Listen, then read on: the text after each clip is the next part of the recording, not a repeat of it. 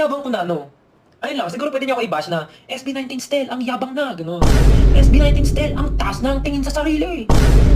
Member ng P-pop boy group na SB19 Stel, ang taas na ng ihi. Gano'n, pwede yan, mga headliner.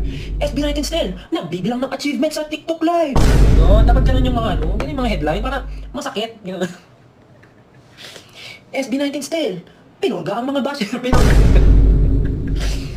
Seryoso hindi nadaan ko lang sa joke, pero sana nagigets yung gusto kong sabihin, yung lesson na, okay, ayun, give and take, hindi give, ano ba yan?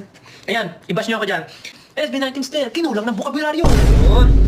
Ganyan dati ang mga bash. Hindi yung Stel, nagparitoke, ganun. Napakaluma. Wala bang bago?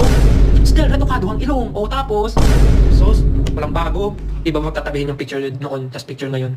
Tapos, marunong din naman ako mag-edit, mas maganda pa. Ito naman. Pa-edit mo na lang sa akin, libre. Ang iniisip ko ngayon dapat yung mga